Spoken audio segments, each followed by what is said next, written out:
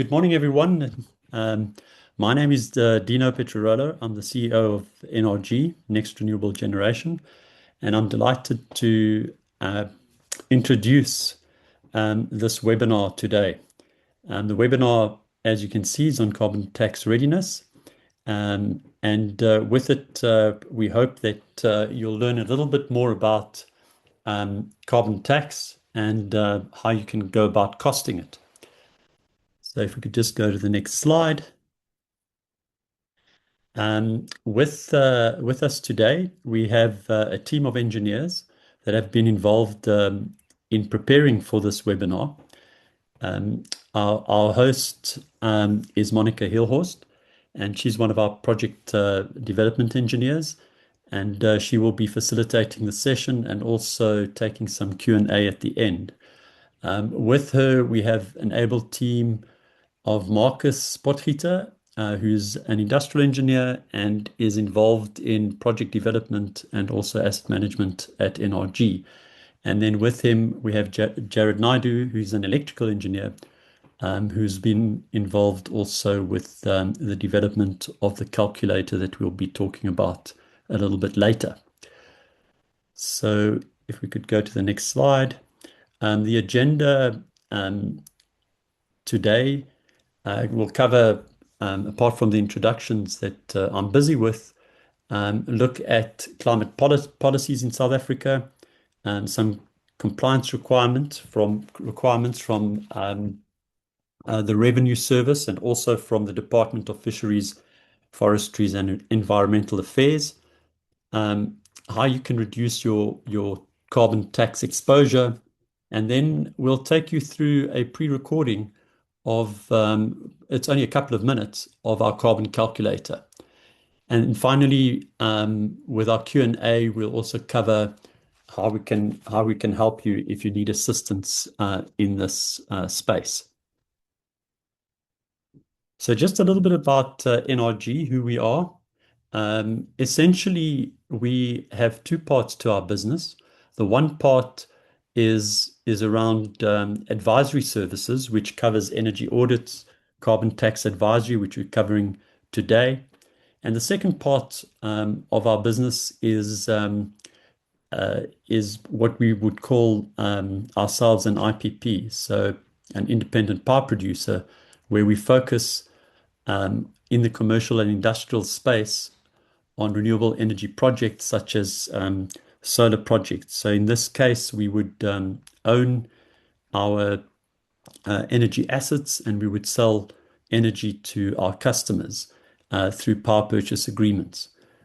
We have some really key clients such as Vodacom, Smollan, University of Pretoria, and several schools, including Pridwin.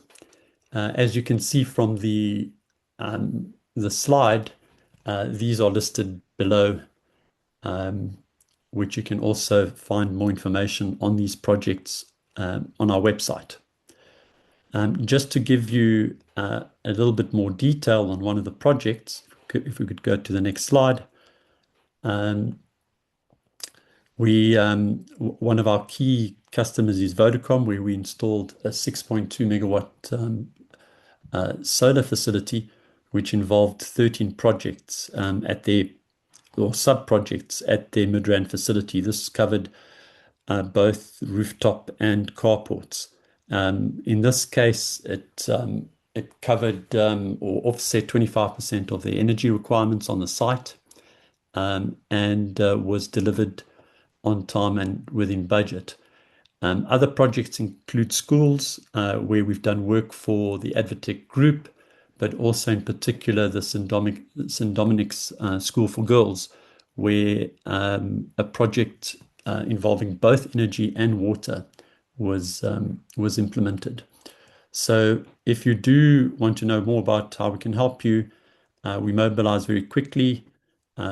We have solutions that give you the opportunity to either own it yourself, or you can go through one of our leasing PPA type models where you don't need to put any money in or zero capex and get long-term savings, with savings starting immediately. So that's a little bit about what we do. So I'm going to now hand over to Monica, who will facilitate this session. Thank you very much. Thank you, Dr. Dino. Thank you so much. And welcome everyone from my side. I'm Monica, as Dr. Dino kindly introduced me. I would want to ask, first of all, before we jump into the content, if everyone on the call could just type maybe in the chat box on LinkedIn where you are, what industry you're from, and maybe why you're interested in this webinar. That would be very interesting for us to see who's all here. If you could just quickly type there, manufacturing industry or energy industry, and maybe just why you're interested. That would be really good for us to see. Sam will keep an eye on that. So I'll quickly do this slide. And then when I'm done with this slide, we can quickly just have a look at who's in the audience. Okay, so today we are going to look at the exciting topic of carbon tax readiness. I know that probably lots of you are in this call because you are just curious to know how the carbon tax applies to your company, maybe impacts you as a business. But before we can dive into that, we first have to look at Scope 1, Scope 2, and Scope 3 emissions. Many of you might already know these terms and understand what it means, but it's important going forward as it implies to the regulatory bodies. They make quite big definitions between these ones, and they will talk to different scope emissions in different contexts. So Scope 1 emissions is your direct emissions. I like to talk of these emissions as the emissions that they're generated from your facility. So if you had to draw a map and you saw a little emissions cloud coming from your facility, that is what the Scope 1 emissions are. So it's combustion of fuels, fugitive emissions, so emissions that kind of escape from your process unintentionally, and then also industrial process emissions, so emissions that are actually generated from the process.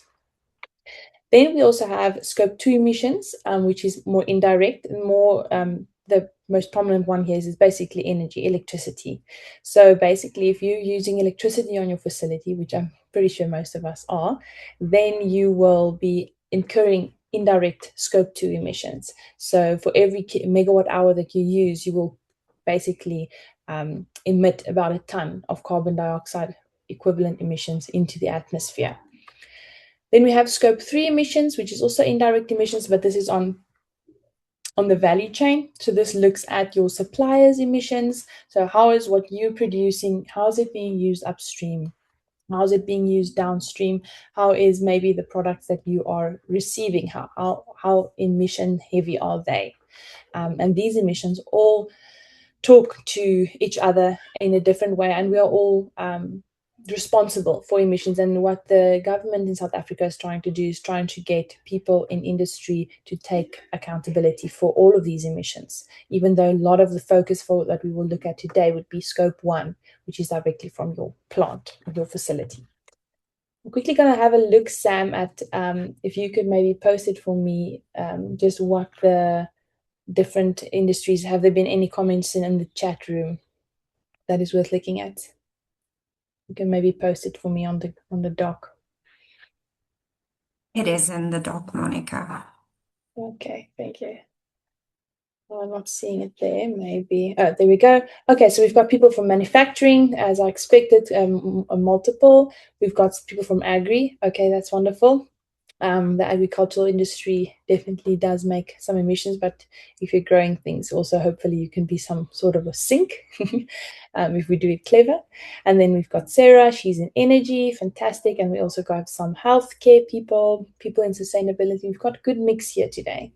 I think, okay, and I'm sure the interest in looking at the mix of people here is basically how are you contributing and how does this apply to you in your industry. Okay, if we move on to the next slide.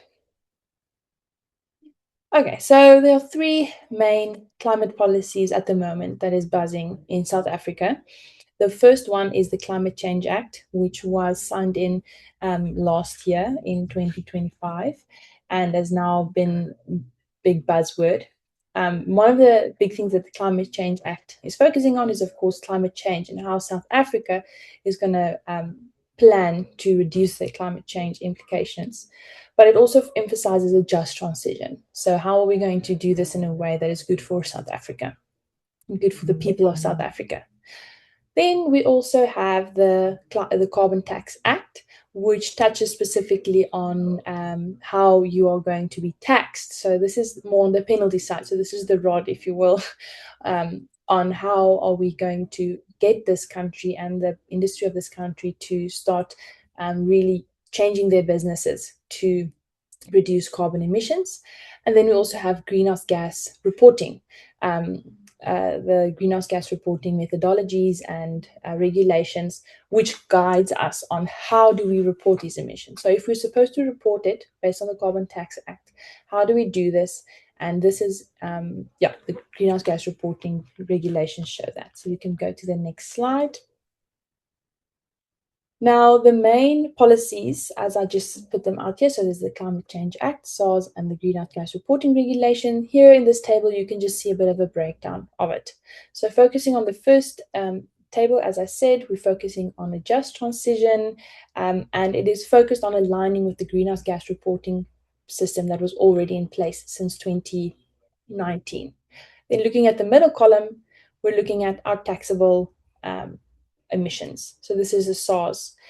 Here we will look at scope 1 direct emissions, as I've mentioned, combustion of fuels and other things that fall within a threshold. So there are different thresholds that different companies fall under. So not everyone has to fall under this taxable Carbon Tax Act. Some of them are emitted of it, and then others have more stringent requirements based on their emissions and their industry. We've got fugitive and process emissions and how they are being taxed. Under the SARS regime, we also have to report your emissions in carbon dioxide equivalent emissions.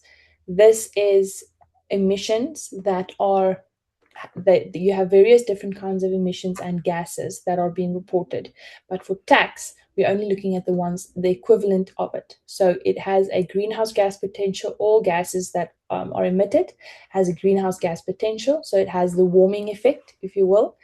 And there is calculations methodologies in which you take those gases and you convert them into carbon equivalent. And that is what you are being taxed on under the carbon tax regime. Then carbon tax payable is payable to SARS annually in July. And then the phase 2 of the Carbon Tax Act has officially commenced, which is what we are in now. Then if you can focus your attention on the third column in this slide, that is the reportable emissions. So we've got the emissions regulations that was also gazetted and implemented in 2019 and has been modified and amended since then. There are several mandatory industries that have to report. The different emissions that you report on for the greenhouse gas reporting system is 3 different gases at this stage. So methane, carbon dioxide, and nitrous oxide. These 3 gases then each have a carbon equivalent emission, which you are then taxed on. And then separate to these greenhouse gas reports are separate to the SARS taxation system, even though they are linked in methodologies. And then the annual emissions data is what you have, then you submit of what you produced annually for the previous year. And this is done in March. So the SARS is done in July, and then the greenhouse gas reporting is done in March to a different department. Okay, next slide, please. Okay, so now looking at this, the Carbon Tax Act was split into 3 phases. So phase 1 looked at the carbon tax being introduced. So it was always understood that the first phase would be a bit of an easy phase, if you will. So there were big allowances in phase 1, and the rates for the Carbon Tax Act the carbon tax rate was low. So now, as of 1st of January this year, we have moved into phase 2, where everything is, it's turning up the heat, if you will. So now the allowances are less. There has been more expansion on the offset regulations, which I will touch on later. So how you can actually offset your emissions, but there are also stricter thresholds to stay within. Then phase 3, which will be from 2031 and onwards, has a full alignment with the national targets, and we are focusing on a net zero pathway for South Africa in phase 3. Because we are in phase 2 now, in the bottom of the slide, you'll see there's a banner that just calls out the phase 2 changes, basically, that has come into effect since phase 1. These are revised allowance structures, broader offset eligibility, stricter reporting thresholds, and alignment with NDC targets. So that was good. There's been some alignment with our regulations and the NDC targets. Thank you. We can move on to the next slide. Now we're looking at forecasted carbon tax rates and allowances that will go on to 2030. So this is where the money basically becomes an issue. This is what you are currently paying for your carbon emissions. So in South Africa, if you are eligible for carbon tax and you are above the thresholds put out in the Carbon Tax Act, then you will pay in 2026 308 Rand per ton of carbon dioxide equivalent emissions produced. This is much higher than the initial under 200 Rand a ton, which we paid back in 2020. Now, the projected rate for 2030 is 262. So you can see this is a dramatic increase in the next 3 years already that will be experienced by industry, and this will make a big difference in just how industry shapes their business and makes strategic decisions.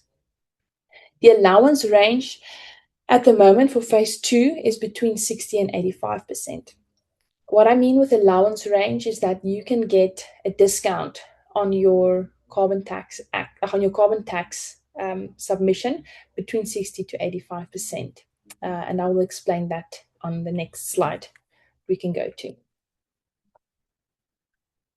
Okay, so these are the carbon tax allowances. So we're all very sad we have to pay carbon tax, but we know it's for a good cause. But the government has phased it in and has given some allowances to just help industry in various different ways. So the first one is the combustion emission allowance. This is the basic allowance.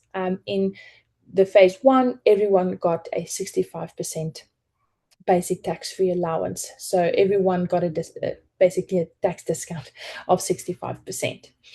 Now this with the phase 2, that has been reduced, and it will steadily and slowly be reduced with time to ease the industry in, so that the financial implications is not so dramatic initially, but at the same time making sure that industry is feeling the increased pressure to reduce their carbon emissions. Then the second line, we've got fugitive emissions allowance. That's for accidental or unintentional release of gases from, for example, mining, oil and gas. So these are emissions that just basically come out of the process, maybe through gas lines or oil lines. Where it applies. This is more specific and it is a bit harder to detect, obviously, because it is emissions that are escaping the process. All the methodologies for how to calculate this is released by government, and we can also assist with identifying them and seeing if you are within the thresholds and if you do qualify for fugitive emission allowance. Then process emission allowance. So these are for emissions that are inherently part of the process. So there are some discounts that you can get if you are calculating your process emissions and you are trying to reduce them. So there's some allowances available there.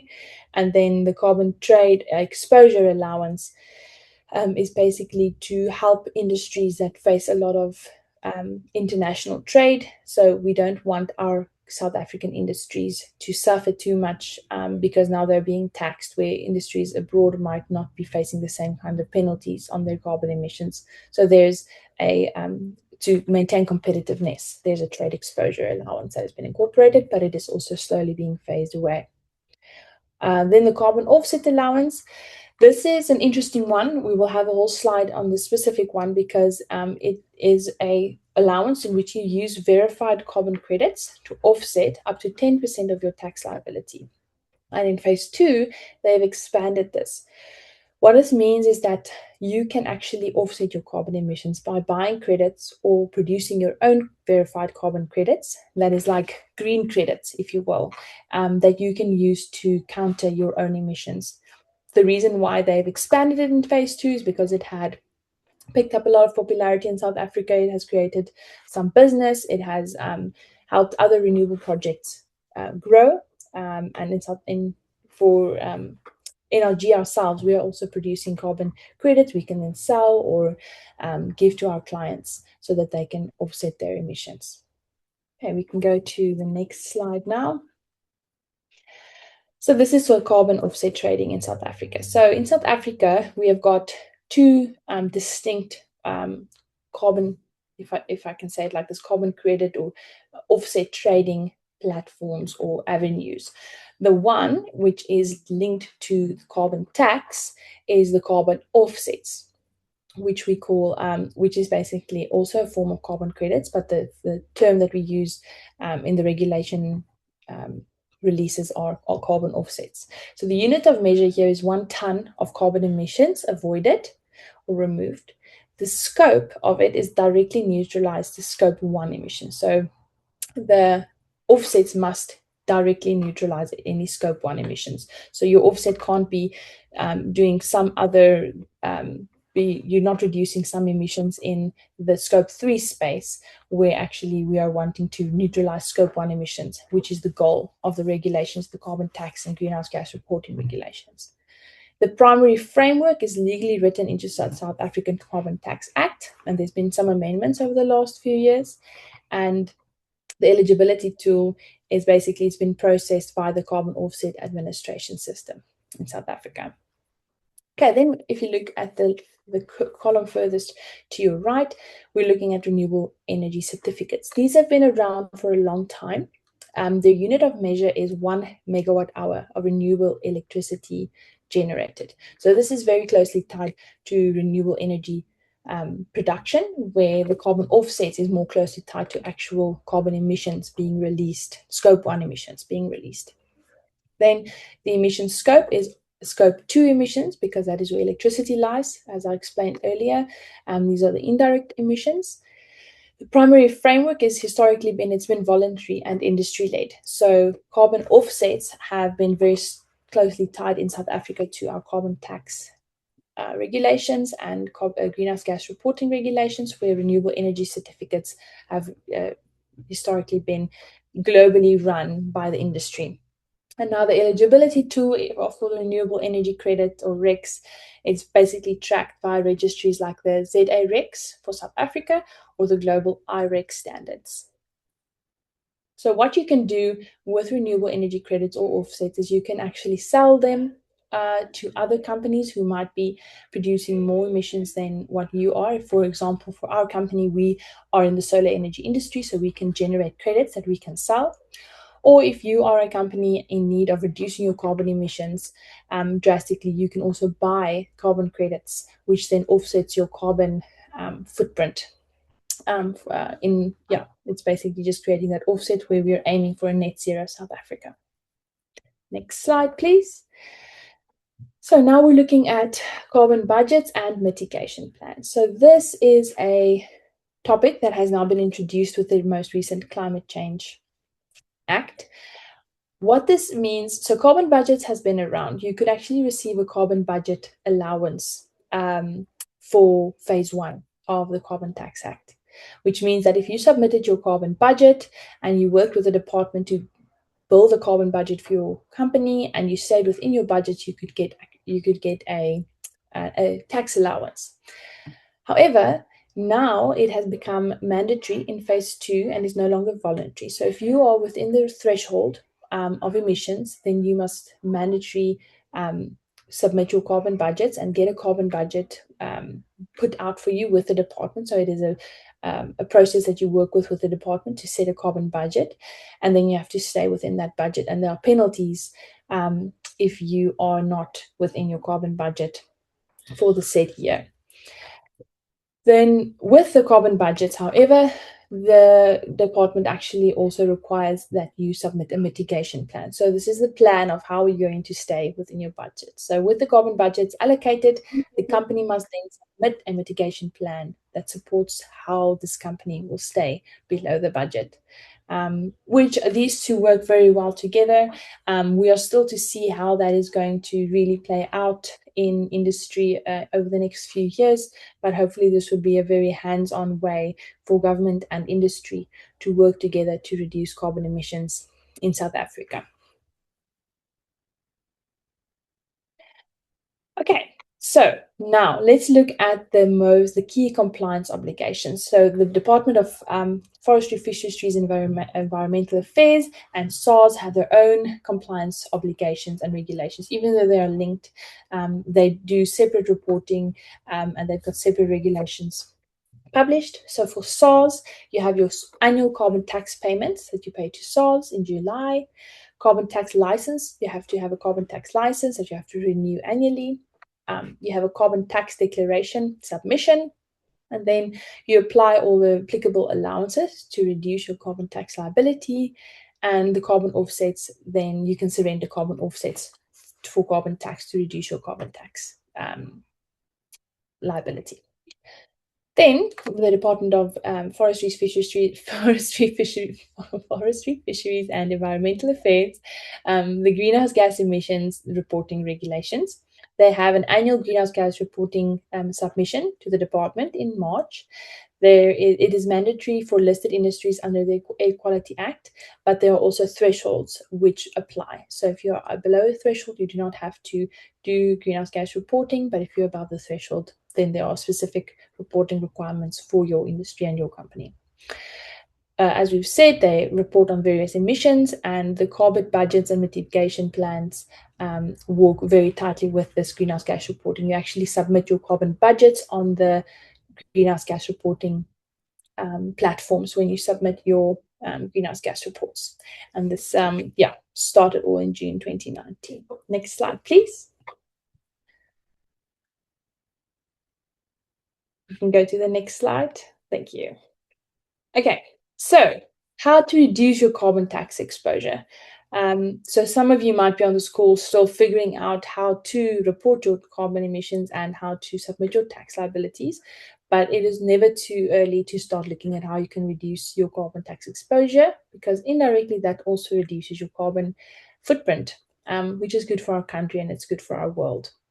So the first one is probably obvious, but is use less greenhouse gas producing fuels. So try switching between fuels if you can, to use fuels that have a lower greenhouse gas potential, or just reduce your processes to move away from fossil fuels. Sometimes you can move from using a fuel to using electricity, even though that also creates emissions. It is easier to offset that by possibly putting on solar or buying credits to offset that.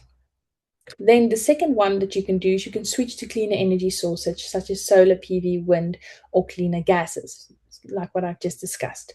So how can you reduce your energy consumption by putting on solar, which is using cleaner energy?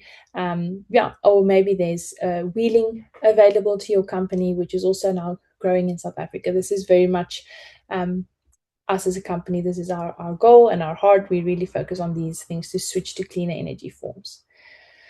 Then the third one is carbon emissions reduction projects. So how can you go through your business and change the way you do your business? Possibly buy different equipment. But what we as a company feel strongly about is your production and your process operational activities. How are you running your business? Does everyone from the very bottom to the very top, do they know what their carbon emission footprint is on the world, and do they know how they can reduce it? Are you enabling your people to reduce their carbon emissions in the same way that we often enable our people to track their revenues, track how they are performing? And we want to do that as well for the carbon emissions. Then the last one is carbon credits, as we've discussed already. Okay, now we will be looking at the carbon calculator. So I think I will hand over here to Marcus or Jared, and they can just talk to this slide before they play the video for their presentation.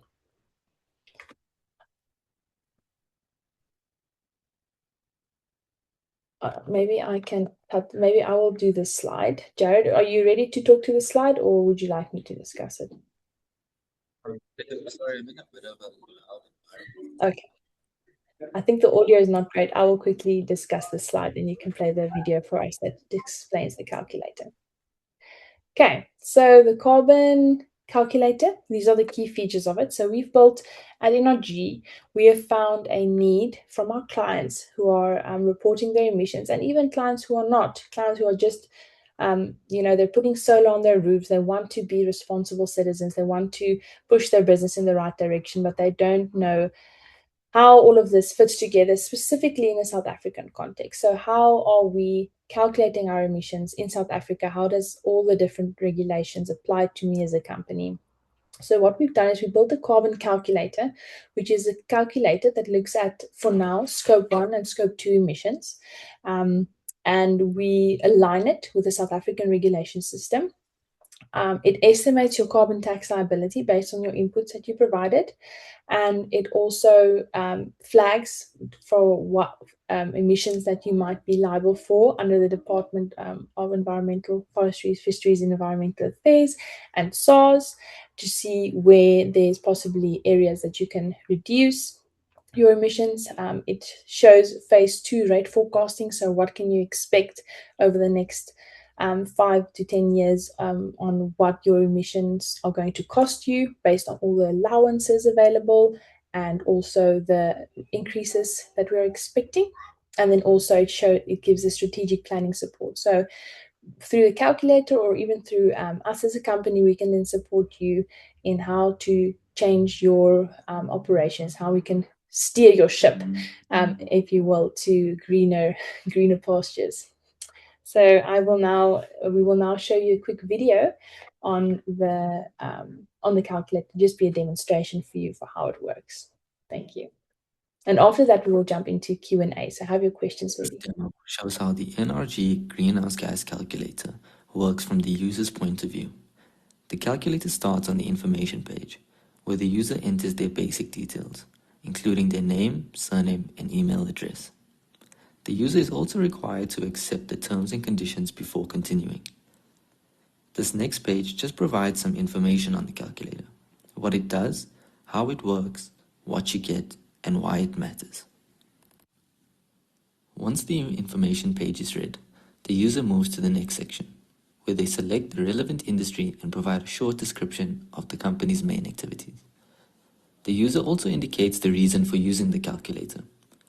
This helps place the emissions calculation in context and ensures the calculator captures the correct type of business activity.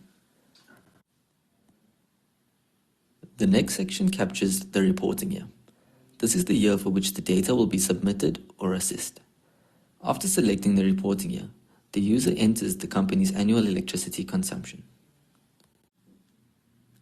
For this demonstration, the values entered into the calculator are dummy values only. They are used purely to show how the calculator functions and should not be interpreted as actual company emissions. The user can then enter fuel consumption data.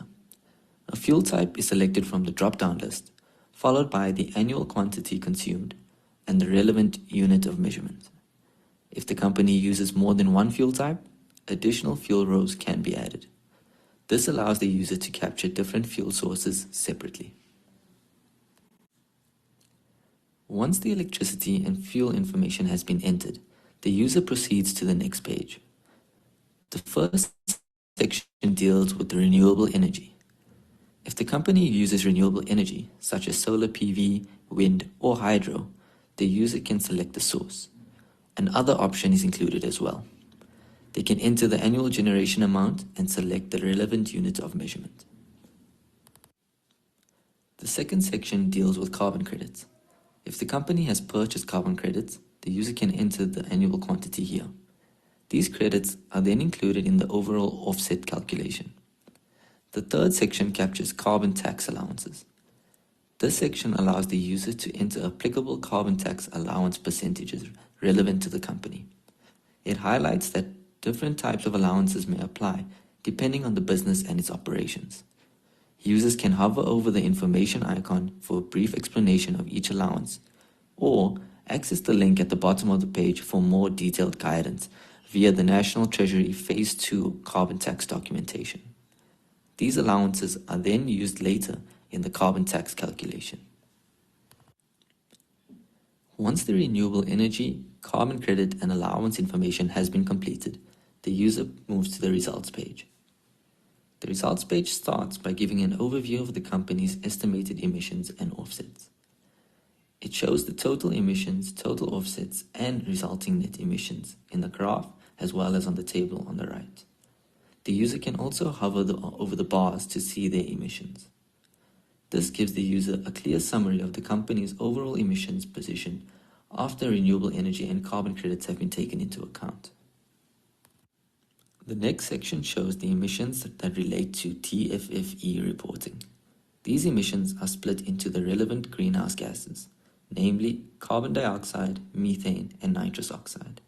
This breakdown is useful because the TFFE reporting requires emissions to be shown by gas type, rather than only as one combined total. The following section shows the emissions that relate to carbon tax, together with the estimated carbon tax value. This part of the calculator focuses on the emissions that are relevant to the carbon tax calculation and applies the allowance values entered earlier. Lastly, the calculator shows a carbon tax forecast up to the year 2030. This gives the user an indication of how the estimated carbon tax exposure may change over time, based on the information entered into the calculator. The bottom of the results page also has a button that allows the user to download their results in the form of a PDF. They can also find a button that takes them to NRG's contact page, where we can assist you for more sustainability needs. In summary, the calculator guides the user through a step-by-step process, first capturing company information, then electricity and fuel usage, renewable energy, carbon credits and allowances, and finally producing an emissions and carbon tax summary. Thank you for watching.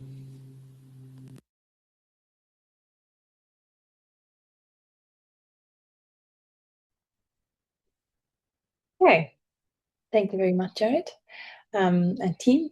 So yes, that is our calculator tool that could possibly help your company. You can reach out to us if you are interested in using it to just estimate your emissions, see where you fall.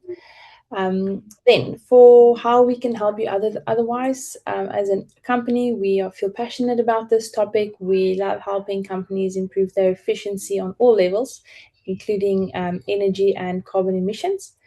So firstly, you can get your carbon footprint assessment. So let's have a look at, we can look with you at your scope 1, your scope 2, and your scope 3 emissions, quantify it, see where you are, how are you, are you liable?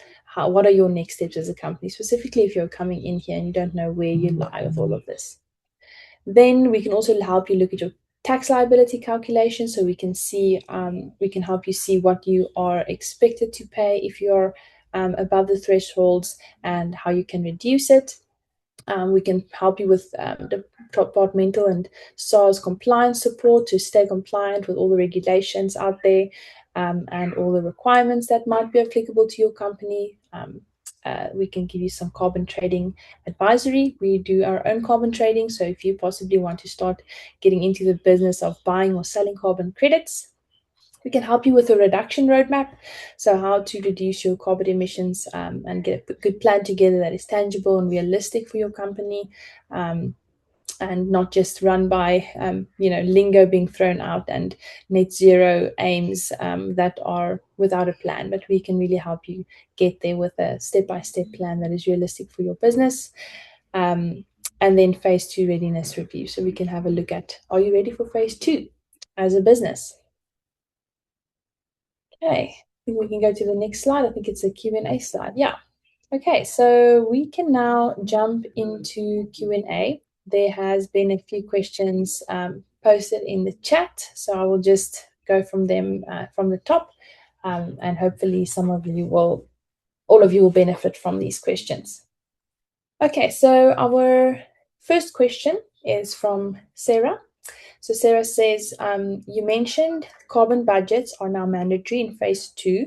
How does the DFFE determine a company's budget allocation, and what happens if a company exceeds it?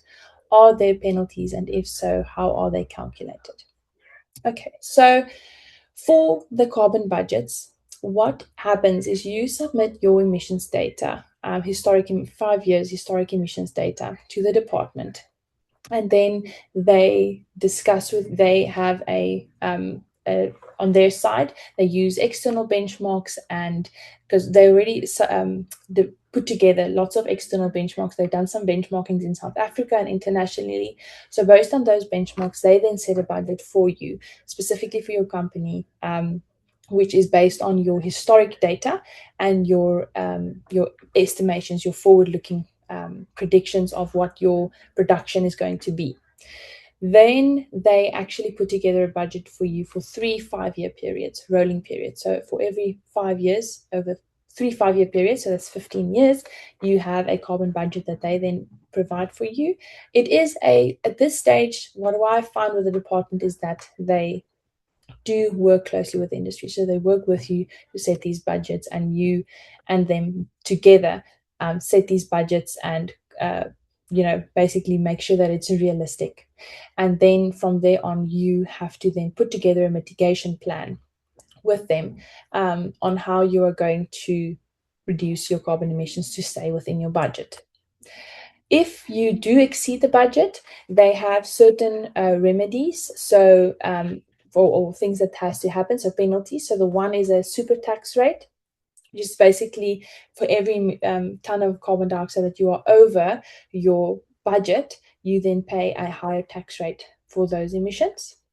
And you also, in some cases, could lose your the basic tax-free allowance. So that would also be a bit of a penalty on you, because then you lose that 60-odd% allowance or discount to your tax. And also, if you fail to comply, they would have to look at your mitigation plan, where you're trying to stay within your mitigation plan. It will definitely be a company-specific actions taken based on how far you exceeded your budget.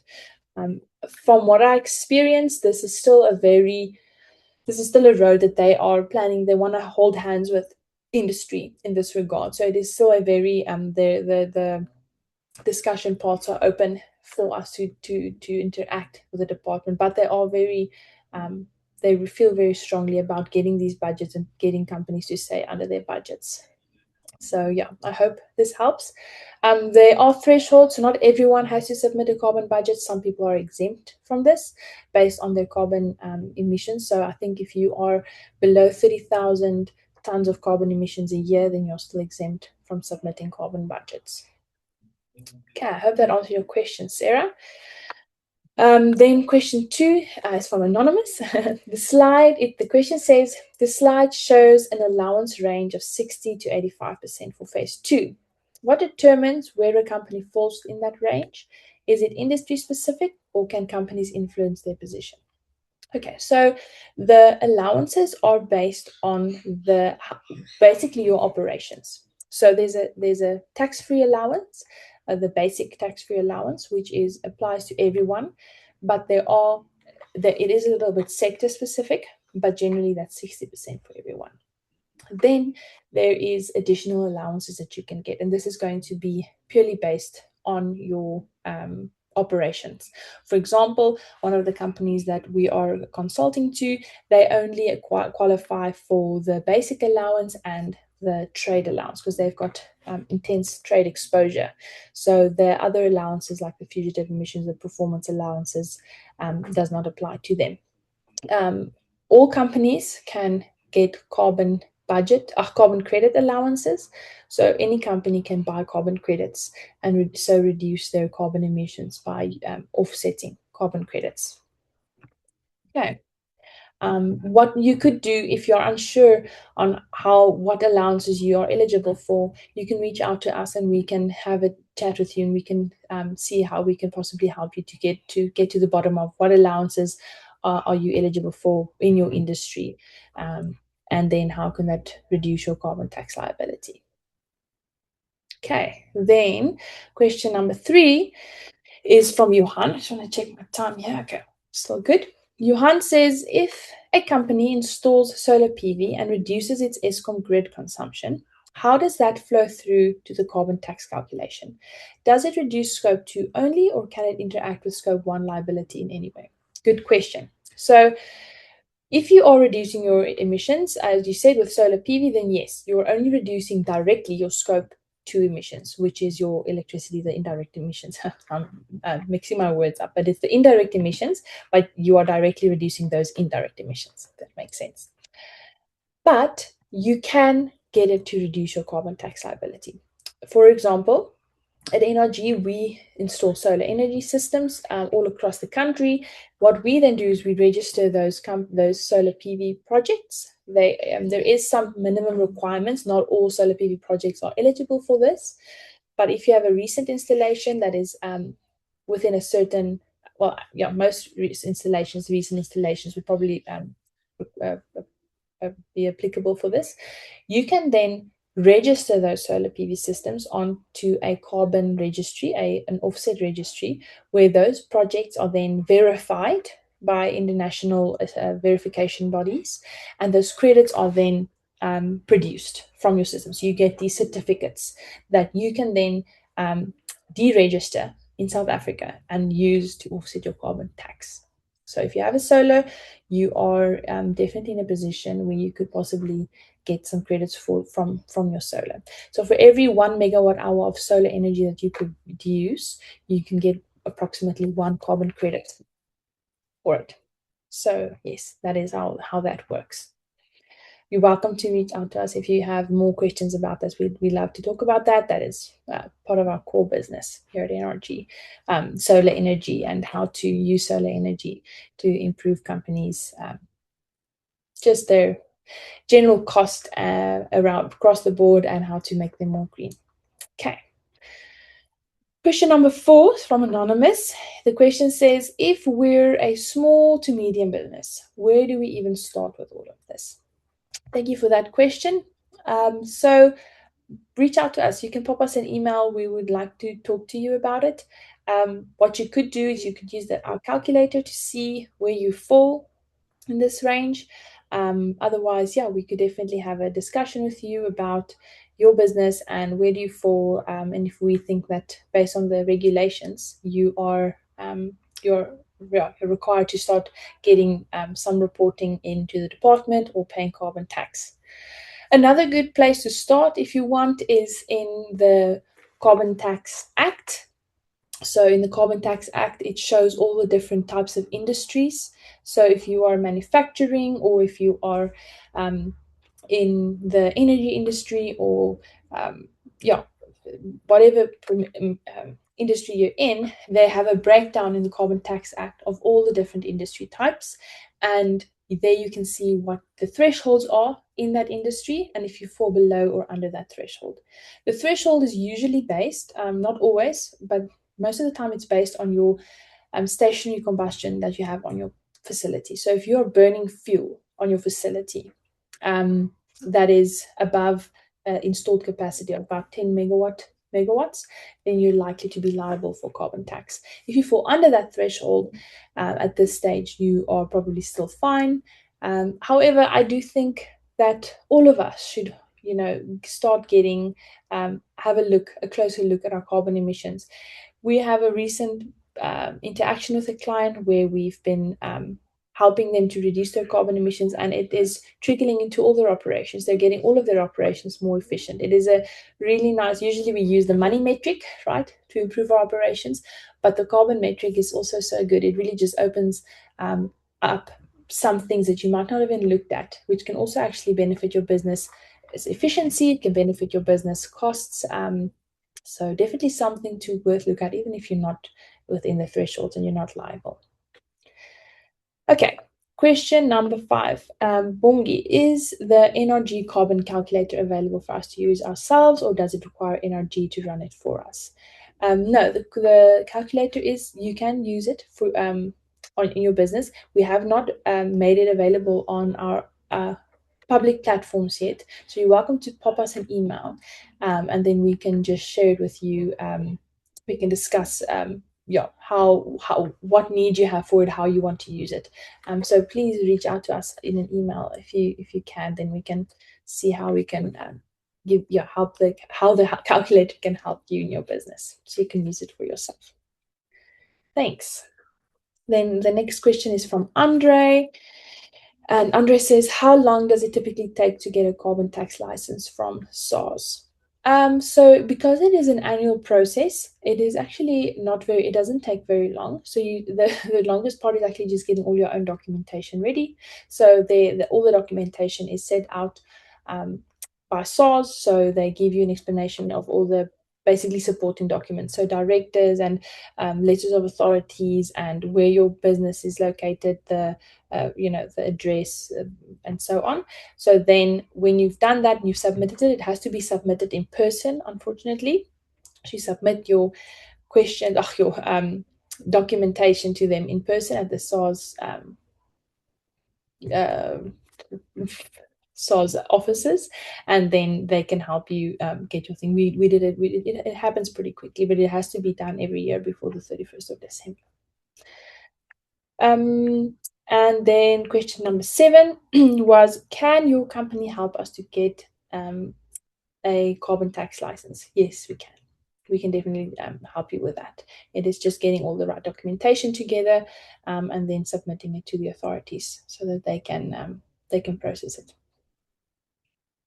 Okay, I think that is it for the questions. Thank you, everyone, for joining. We really appreciate that you give your time to us in this way, that we can chat to you about this. We are excited to keep talking to you. Please reach out to us. I would love it if everyone on this call sent us a WhatsApp or an email so that we can, support your business in whatever way necessary in the future, so you can get yourself ready for this new phase and just get yourself green, make yourself efficient. We want your business to do better, and I think there's lots of ways to do that. That is building up for the environment and the world. So yeah, thank you, and I'm sure my team also says thank you. Sam and Jared and Marcus and Dr. Dino. I think Roger is also on the call, and Raul. So thank you from all of us at NRG. We hope you have a lovely day further.